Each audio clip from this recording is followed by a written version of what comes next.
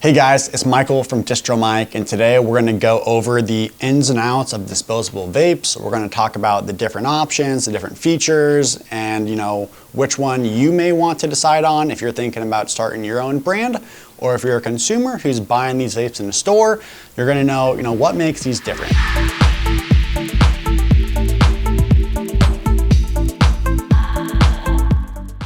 So starting out, we're going to go over the two main types of disposable vapes. Your first is going to be a cotton coil, cotton chamber. Our CBD Max, our Clean AF Max, and our Clean AF Mini both have a cotton coil and cotton chamber. These devices are going to be used pretty much for only vape juice style products. So if you have a VG, PG blend and you have nicotine in there or CBD in there, you're most likely using some sort of a cotton chamber or cotton coil. It's just sort of what the nicotine vape market has accepted.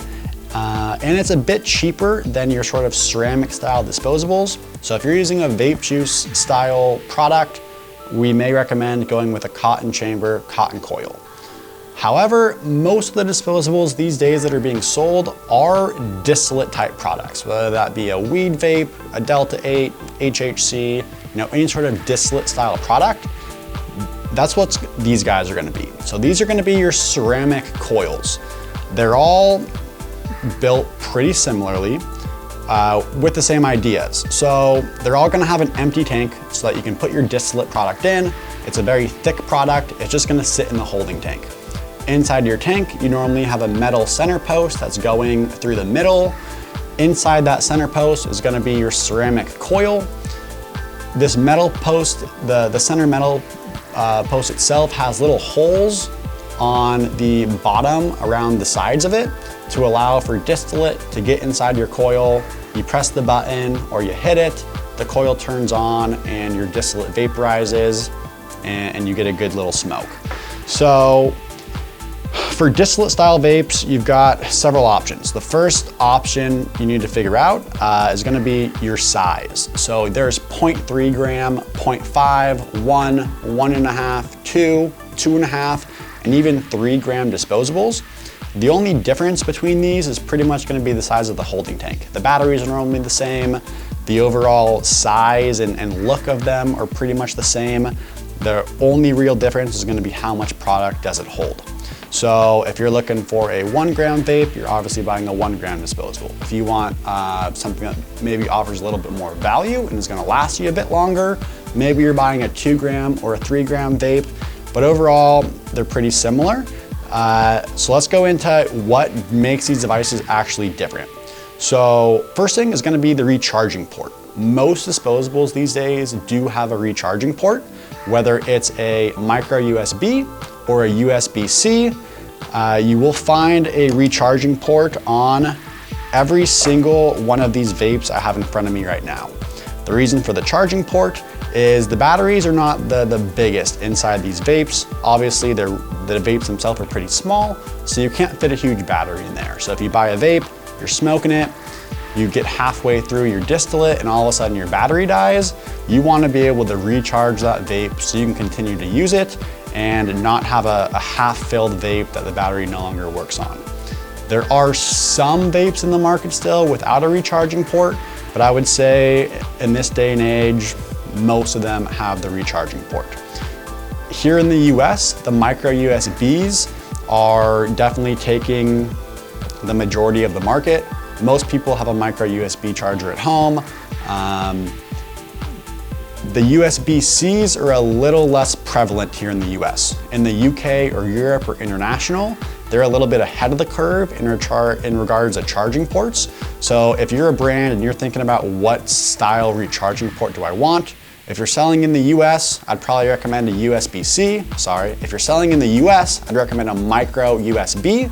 If you're selling internationally, you may want to consider a USB-C, but in the end, they're the same. They operate the same. The only difference is going to be what type of cord plugs into your device. So that's the decision you'll have to make on your own, but it's not the end of the world no matter which way you go, but I would recommend having some kind of a recharging port on there. Next thing we're going to go over is button versus non-buttons. So most disposables in the market these days do not have buttons. There are a handful that do, but I'm gonna say 75 to 80% of the disposables currently being sold are non-button activated devices. How they work is you inhale through the top. When you're inhaling through the top, it's pulling air through the bottom of the vape, up through the device, through the ceramic coil where vapor and smoke is being produced, and then that vape and smoke goes up through the mouthpiece, into your lungs, and you get a hit. So with the button, or with a non-button activated device, there are a few issues. One of them being they're very susceptible to clogging. Because distillate is so thick, distillate ends up filling up your ceramic coil or your center post. You go to hit it, and it never turns on because there's a clog and there's no airflow. So in order for a pull activated device to work, you need to be able to have airflow so it turns on the activator and actually makes the coil heat up. Once the coil is heated up, that's when your clog is being melted down and your device is, getting unclogged. But when you have a non-button activated device, it's sometimes very hard to get that initial clog cleared. So it's something to take into consideration. There is some new technology coming out into the market, which is dual airflow. So if you look at this device here and you look at this device, this is a 3 gram device. It's a bit larger compared to this 1 gram, but the insides are pretty much all the same. The only difference is gonna be obviously the holding tank, but this 3 gram device here has a separate little airway off to the side. So that separate airflow or airway, the dual airflow, is going to be your backup for if the main chamber clogs. So this 1 gram device here does not have a secondary airway. So if it gets clogged, I'm gonna have to heat it up. I'm gonna have to suck on it for a while. I'm gonna have to do something to clear that clog to get the coil to turn back on to get it to start working again. With the dual airflow option, even if the main center post or main airway clogs, there's that backup airway. So if I hit it, the backup airway is gonna kick on that activator and it's gonna make the coil heat up and turn on, at which point it's gonna start melting through that clog. The clog is gonna clear, and then the majority of your smoke and vapor is gonna be going through that main center post again. So if you're going with a button-free device, something that you have to pull and suck on to turn on, I would recommend going with a dual airflow device. There are some 1, 2, and 3 gram options in the market currently. If you're looking for a dual airflow device and you're having trouble, reach out to us. We'll be happy to help you. So let's say you go with a button activated device instead of a pull activated device. There's some pros and cons to the button activated devices.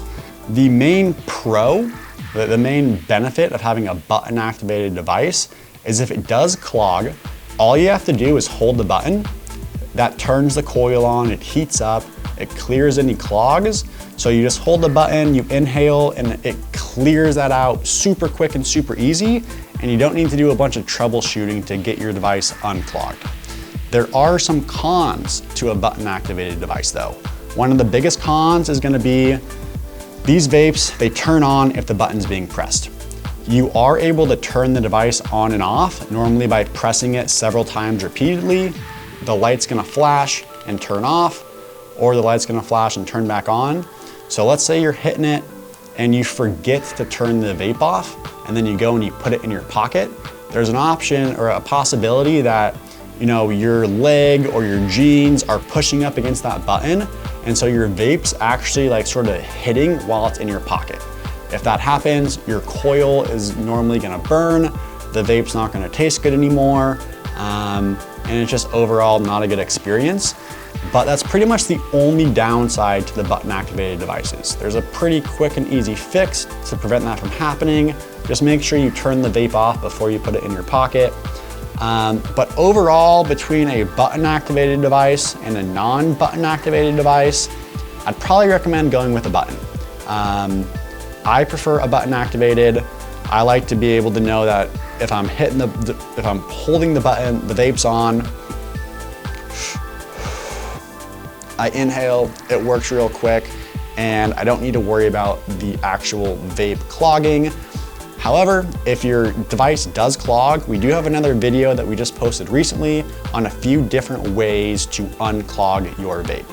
So we've gone over the recharging port, we've gone over the different sizes, we've gone over a button versus a non-button activated device.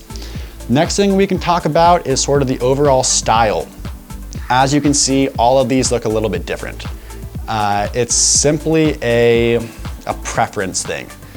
This device here that has a large tank that you're completely able to see is gonna function pretty much the same way as this device here that has a small, viewing window. They have the same types of coils, the same types of batteries. They look a little bit different, but overall they're gonna function the same way. It just comes down to preference. We would recommend having some sort of a viewing tank or a viewing window on your disposable. You wanna be able to see how much product you have left. If you look at something like this has no viewing tank or viewing window, so you never really know when it's done. So when you get towards the end of that vape, you may end up, hitting it a whole bunch of times when there's actually no product left, and then all of a sudden you're gonna get a very nasty, very burnt taste in your mouth because all the distillate's gone, and you're essentially just smoking a ceramic coil at that point. So we are gonna recommend having some sort of a viewing window in your hardware, whether it's a full-on, glass or plastic tank like this, or just a small little cutout on the device. Doesn't really matter. This is gonna be a personal preference for you. If you like the look of these really open tanks where you can see everything, go with that. If you like the more sleek options that have a smaller viewing window, go with that. But make sure you're able to see the tank. You don't wanna go with a vape that has no viewing window. It's not recommended. So what else do we got here? If you look at this device, you'll notice that this actually has two different center posts. This device is a dual tank disposable. So in theory, you could put two different flavors in these. You could have a sativa on one side and an indica on the other. This is a button activated device, and off to the side, there is a switch here. So let's say you wanna smoke this side of the tank, you're gonna move that button up. If you wanna smoke the other side, you're gonna move that button down. And this button or switch is just telling the device which side it should heat up. So we've got our standard 1 grams, we've got 2 grams, we've got 3 grams. We have dual airflow versus non-dual airflow. We have dual tank devices. I mean, there's just so many things out in the market right now, and there's so much things constantly changing. If you are interested in releasing a brand or dropping a new vape, and you wanna go more in depth into any of these, or just see what's currently out in the market, please reach out. We'd be more than happy to help. Last thing we're gonna go over is the overall costs and quality of these disposables. So what we found cost-wise is that a good quality disposable is gonna cost anywhere between $2.50 upwards of $4 for just the hardware itself. If you're ordering disposables from a real legit company like say C-Cell, C-Cell sells their disposables for $4.50, sometimes even over $5, but the quality is gonna be unmatched. The vapor production is gonna be better. The overall taste is gonna be better. You're not gonna run into leaking issues, recharging ports not working. In the disposable vape game, you get what you pay for. So if you're spending $3, $4, or maybe even $5 on the hardware from a well-known and reputable brand, you're definitely getting that higher quality. On the flip side, there are disposables in the market that are being sold for $1.50, $2, $2.25, and that's where you're gonna run into quality control issues. With disposables, there are a few major problems that can happen with the batch. One could be you get major leakage. So maybe you fill 10,000 vapes and you find out that 3,000 of them leaked. That's not a good look. That turns into a huge loss and you're dealing with a ton of problems. So leaking is gonna be one issue. Your next issue you may run into is gonna be a defective battery. Every single disposable that you see in the world is assembled and made by hand in China. These are not being made with automated machines.